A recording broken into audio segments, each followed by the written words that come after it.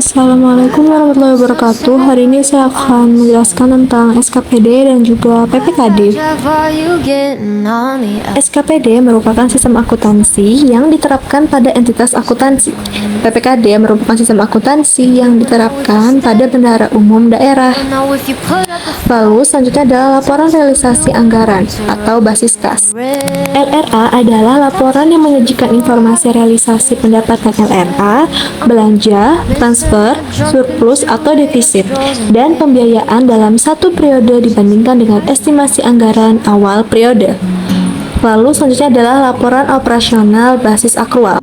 Laporan operasional atau LO adalah laporan keuangan yang menyajikan informasi mengenai pendapatan LO, beban, surplus atau defisit sebelum pos luar biasa, dan surplus atau defisit LO dalam satu periode. Lalu selanjutnya adalah laporan perubahan ekuitas. Laporan perubahan ekuitas atau LPE adalah komponen laporan keuangan yang menyajikan sekurang-kurangnya pos-pos ekuitas awal, surplus atau defisit LO pada periode bersangkutan, koreksi-koreksi yang langsung menambah atau mengurangi ekuitas dan ekuitas akhir. Lalu ada neraca. Neraca adalah bagian dari sebuah laporan keuangan yang mencatat informasi mengenai aset, kewajiban pembayaran pada pihak-pihak yang terkait dalam operasional perusahaan, dan modal pada waktu tertentu. Lalu selanjutnya adalah pos aset. Pos aset terbagi menjadi dua. Yang pertama ada aset lancar dan juga aset tetap. Aset lancar itu seperti kas di bendahara penerimaan, kas di bendahara pengeluaran, piutang diakui saat terbitnya surat ketetapan, persediaan, dan juga beban dibayar di muka. Sedangkan aset tetap adalah 45 tanah, peralatan, dan mesin, gedung, dan bangunan, jalan irigasi, dan instalisasi aset tetap lainnya. Lalu selanjutnya adalah pos kewajiban dan juga ekuitas. Kewajiban hutang yang muncul di neraca SKPD adalah kewajiban jangka pendek, yaitu utang belanja, utang kepotongan PPh atau PPN yang belum disetor ke dalam kas negara. Sedangkan akun ekuitas yang dilaporkan di neraca merupakan hak residual Pemda atau SKPD. Ekuitas ini nilainya berasal dari nilai ekuitas akhir. Lalu selanjutnya adalah contoh dari format LRA. Jadi perbedaan dengan LRA SKPD itu adanya tambahan pendapatan transfer dan juga berbagai macam tambahan belanja serta transfer ke dalam desa. Nah, ini adalah contoh dari format LRA. Dan gambar di atas merupakan format LRA dari SAP, sedangkan yang tadi dari APBD. Lalu selanjutnya adalah format LO. Jadi perbedaan dari format dengan LRA itu berbedanya adalah tidak adanya bagian realisasi, namun hanya diberitahukan berapa kenaikan atau penurunannya saja. Berikut adalah contoh dari format LO. Selanjutnya adalah neraca PPKD. Neraca yang dimiliki oleh PPKD mirip dengan neraca yang dimiliki oleh SKPD. Perbedaannya adalah adanya tambahan-tambahan akun seperti investasi jangka panjang, utang jangka panjang, dan juga akun dana cadangan. Selain itu, akun kas di bendahara penerimaan yang sebelumnya ada di SKPD diganti oleh akun kas yang ada di kas daerah. Selanjutnya adalah laporan perubahan saldo anggaran lebih. LP-SAL adalah laporan yang menyajikan informasi kenaikan dan penurunan SAL tahunan. Laporan yang terdiri dari SAL awal, silpa, SIPA, koreksi, dan SAL akhir. Lalu selanjutnya ini adalah contoh dari format LP-SAL. Lalu, ada laporan arus kas. Laporan arus kas atau LAK adalah laporan yang menyajikan informasi mengenai sumber, penggunaan, perubahan kas, dan setara kas selama satu periode akuntansi, dan saldo kas dan setara kas pada tanggal pelaporan. Lalu ada LAK PPKD. Laporan arus kas PPKD memiliki struktur yang mirip dengan LAK pada akuntansi komersial biasa. LAK PPKD akan menyajikan informasi kas sehubungan dengan aktivitas operasional investasi, pendanaan, dan transitoris. Aktivitas transitoris itu adalah aktivitas di mana yang diterima atau dikeluarkan sebenarnya bukan milik pemerintah daerah, namun milik dari pihak ketiga. Selanjutnya adalah CALK. CALK tersendiri menyajikan informasi tentang penjelasan atau daftar terinci atau analisis atas nilai suatu pos yang disajikan dalam laporan realisasi anggaran dan neraca.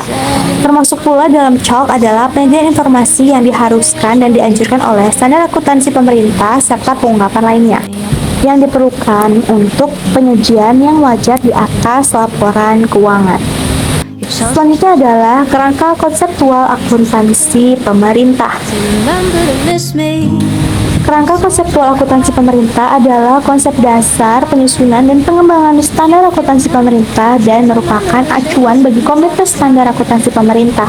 Penyusunan laporan keuangan, pemeriksaan, dan penggunaan laporan keuangan dalam mencari pemecahan atau sesuatu masalah yang belum diatur dalam pernyataan standar akuntansi pemerintah.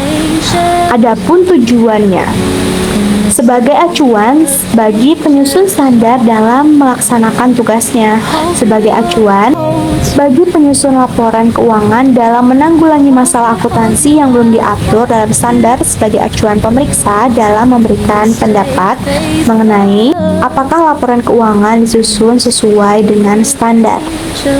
Lalu, informasi dalam laporan keuangan, prinsip-prinsip, serta kendala informasi akuntansi dan unsur-unsur yang membentuk laporan keuangan, pengakuan, dan pengeluarannya. Lingkungan operasional organisasi pemerintah berpengaruh terhadap karakteristik tujuan akuntansi dan pelaporan keuangannya. Lalu, ciri-ciri penting lingkungan pemerintah yang perlu dipertimbangkan dalam menetapkan tujuan akuntansi dan pelaporan keuangan sebagai berikut. Pertama, ciri utama struktur pemerintahan dan pelayanan yang diberikan. Bentuk umum pemerintahan dan pemisahan kekuasaan, sistem pemerintahan otonomi dan transfer pendapatan antar pemerintah, pengaruh proses politik, hubungan antar pembayaran pajak dan pelayanan pemerintah. Lalu, yang kedua adalah ciri keuangan pemerintah yang penting bagi pengendalian anggaran sebagai pernyataan kebijakan publik target fiskal dan sebagai alat pengendalian investasi dalam aset yang tidak langsung menghasilkan pendapatan. Kemungkinan penggunaan akuntansi dana untuk tujuan pengendalian dan penyusutan nilai aset sebagai sumber daya ekonomi karena digunakan dalam kegiatan operasional pemerintahan.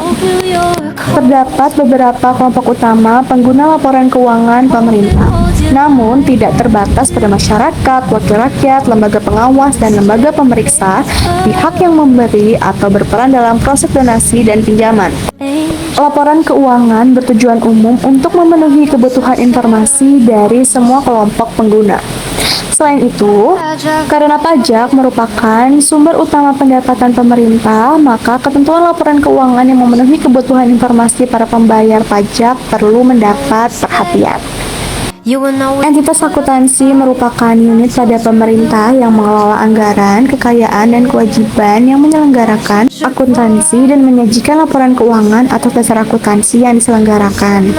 Entitas pelaporan merupakan unit pemerintahan yang terdiri dari satu atau lebih entitas akuntansi yang menurut ketentuan peraturan perundang-undangan wajib menyajikan laporan pertanggungjawaban berupa laporan keuangan yang bertujuan umum yang terdiri dari pemerintah pusat, pemerintah daerah, masing-masing kementerian negara atau lembaga lingkungan pemerintahan pusat, satuan organisasi di lingkungan pemerintah pusat atau daerah, dan juga organisasi lainnya. Laporan keuangan disusun untuk menyediakan informasi yang relevan mengenai posisi keuangan dan seluruh transaksi yang dilakukan oleh suatu entitas pelaporan selama satu periode pelaporan. Peran keuangan pemerintah seharusnya menyajikan informasi yang bermanfaat bagi para pengguna dalam menilai akuntabilitas dan membuat keputusan baik keputusan ekonomi, sosial, maupun politik dengan menyediakan informasi tentang sumber, alokasi, dan penggunaan sumber daya keuangan, menyediakan informasi mengenai kecukupan Penerimaan periode berjalan untuk membiayai seluruh pengeluaran menyediakan informasi mengenai jumlah sumber daya ekonomi yang digunakan dalam kegiatan entitas pelaporan, serta hasil-hasil yang telah dicapai menyediakan informasi mengenai bagaimana entitas pelaporan mendanai seluruh kegiatannya dengan mencukupi kebutuhan kasnya. Menyediakan informasi mengenai posisi keuangan dan kondisi entitas pelaporan berkaitan dengan sumber penerimaan baik jangka pendek maupun jangka panjang, termasuk yang berasal dari penghutang pajak dan pinjaman. Baik, sekian penjelasan dari saya. Semoga dapat dimengerti. Jika yang tidak dimengerti, boleh dipertanyakan. Wassalamualaikum warahmatullahi wabarakatuh.